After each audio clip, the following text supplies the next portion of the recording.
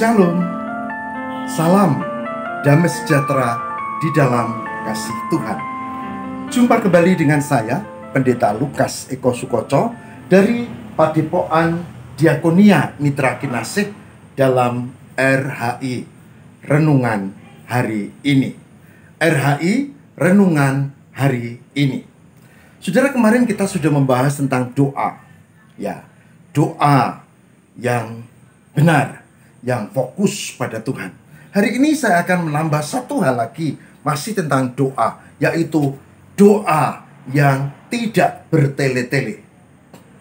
Doa yang tidak bertele-tele. Kenapa ini penting? Begini saudara, kita ada di sekitar kita yang tidak semua Kristen, dan di sana diajarkan tentang doa yang bertele-tele. Ada doa yang ini diucapkan sekian kali, 3 kali. Ada yang ini begitu diucapkan 7 kali. Ya, supaya nanti dikabulkan Tuhan. Ada doa yang diucapkan sekian kali, bahkan mungkin ya, gitu. Tapi hari ini saya mau mengajarkan satu hal yang penting, yaitu doa yang tidak bertele-tele. Saya baca dari Matius 6 ayat 7 dan 8. Matius 6 ayat 7 dan 8.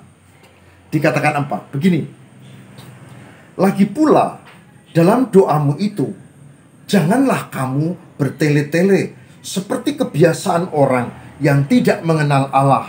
Mereka menyangka bahwa karena banyaknya kata-kata, doanya akan dikabulkan. Jadi, janganlah kamu seperti mereka, karena Bapamu mengetahui apa yang kamu perlukan sebelum kamu meminta kepadanya. Matius 6 ayat 7 dan 8. Yang berbahagia barang siapa mendengarkan firman Tuhan dan yang memelihara dalam kehidupan setiap hari. Puji Tuhan.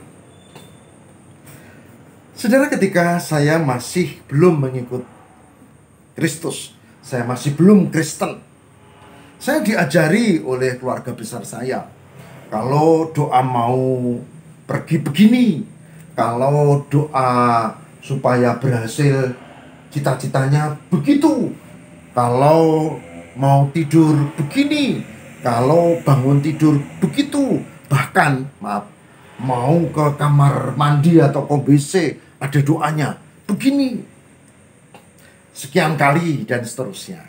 Ya, tentu saya taat. Ya, itu kan bagian dari iman keluarga kami pada mulanya. Tapi setelah saya mengenal kebenaran di dalam Tuhan, saya menemukan bahwa doa itu nggak begitu. Doa itu adalah komunikasi dengan Tuhan. Doa bukan dihafalkan, doa bukan rumus, doa bukan mantra. Doa itu adalah kebutuhan kita kepada Tuhan. Dan yang paling penting, doa itu harus to the point. Tidak bertele-tele, tidak sekian kali, 3 kali, 7 kali, 40 kali misalnya. Enggak. Dikatakan dengan tegas pada ayat 7. Jadi dalam doamu itu, jangan kamu bertele-tele seperti kebiasaan orang yang tidak mengenal Allah. Mereka menyangka karena banyaknya kata-kata, doanya akan dikabulkan.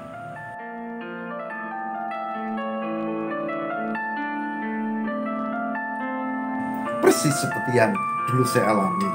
Nah, saya juga berpikir kalau doanya diulang-ulang, maka Tuhan akan kasihan buat saya, buat kita, dan dikabulkan. Tidak, saudara. Ternyata doa tidak perlu bertele-tele. Tidak perlu bertele-tele. Dan yang kedua yang menarik adalah jangan seperti orang yang tidak mengenal Allah. Karena apa? Ayat 8 dikatakan, Bapamu mengetahui apa yang kamu perlukan. Jadi kita memang berdoa, tapi Tuhan itu lebih tahu apa kebutuhan kita, bukan keinginan, kebutuhan. Jadi ya berdoalah, lalu yakinlah bahwa Tuhan akan memberi sesuai dengan apa yang kita butuhkan. Karena kita adalah orang yang menyembah Tuhan, kita adalah orang yang beriman di dalam Tuhan. Tuhan yang jelas ya dan amin. Tuhan yang menyertai dan memberkati di dalam Yesus Kristus.